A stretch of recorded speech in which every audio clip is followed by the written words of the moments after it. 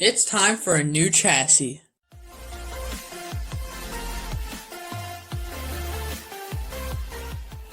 How's it going, guys? Colin here with Trax RC, and today we have episode 11 in the Axial SCX10 II upgrade series.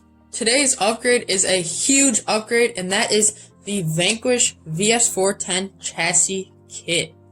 Now, a chassis for a new RC car is not necessarily an upgrade that you need, but this chassis will just give us so much more performance and durability benefits that we thought we had to have it. This chassis will also give our SCX10 a new and improved look. So now let's get into a little bit more depth about this chassis. This chassis is priced at about $110, which is not a bad price for everything that you're getting. This does have two C-channel frame rails right here, and they go all the way throughout the car. We do have a very nice flat skid plate, some rock sliders, and also a fuel cell in the back that you could put a receiver, or pretty much anything else that you wanted to put in there.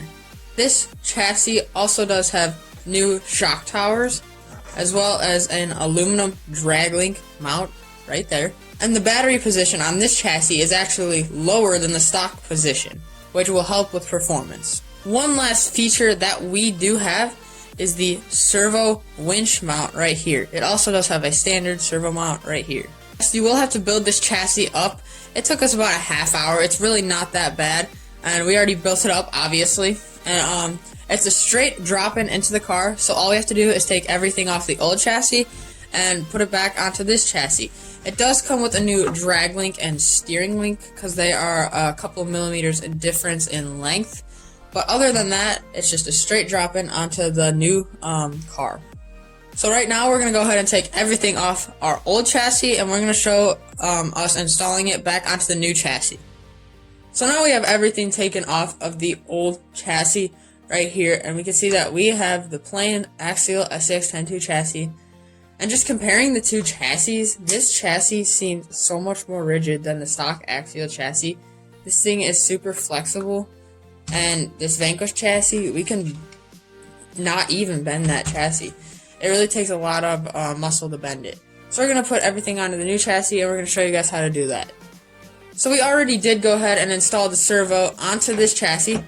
And you notice that the reason we got a Vanquish 20mm servo horn earlier in the upgrade series was because we planned on getting this chassis. And this chassis requires a 20mm servo horn for clearance, or else it will rub against this plastic piece right here. So to install the servo, it's super easy. You just screw in the 4 screws that mount it down, and then eventually we're going to run the wire back into the fuel cell where we will store our receiver. So now we're going to move on to installing the transmission into this new chassis. So to install the transmission, you want to first take this spacer that is included with the chassis kit. You're going to place it lined up with these 4 holes right here. Then you want to take the transmission, set it on top of that spacer so the 4 holes in the transmission line up with the 4 holes in the spacer. And then you want to screw in 4 screws under the skid plate with 3 by 12mm screws that are included with the chassis kit. So now that we have the transmission installed, we want to move on to installing the links. Before you start installing any of the links back onto the car, you want to be sure to replace all the pivot balls that are already not attached to the axle with the stainless steel pivot balls that are included with the kit. So now that we have all the stainless steel pivot balls in all of our links, we can simply put the links in the car, and then install the upper links in the upper link mount holes and the lower links in the lower link mount holes. And to do that, you want to use the included M3 by 20mm screws. So now we have all the rear links mounted up to the chassis, and while you're doing that, make sure to put the drive shaft back into place. So now we can mount up the shocks using the M3 by 20mm screws that are included with the kit. One thing to note is that these shocks are now mounted in double shear on this kit, so that will turn the shocks 180 degrees. So you might run into interference issues with this shock reservoir, so it serves no purpose, so you can just clip it off. So that's what we're going to do. Now that we have the entire rear done, we can move on to the front. we're going to do the same exact process for mounting the links up, and then we're going to mount the shocks up as well. One thing to note that is when you're mounting the front links, the suspension on this particular rig is a 3-link with panhard, so you will have an extra hole right here.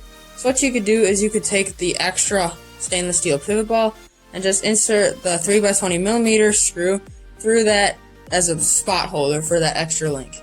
So now we have the whole front axle mounted up to the chassis. We went ahead and put all the links on, and then we also went ahead and mounted the shocks. We went ahead and mounted the steering link for the servo. And now is a great time for us to remove the old steering link right here. Now we can go ahead and install the stainless steel drag link using the included hardware. Axle mounted up, all we have to do is hook up the ESC to the motor, and then we got to run everything back to the receiver. Alright, so we have all the electronics in, it's all wired up, and it is ready to go. There's a couple things that we want to tell you guys though.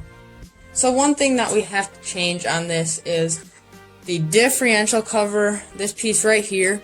When it's on the car all the way, it interferes with the battery and it won't let it rest completely on the battery tray.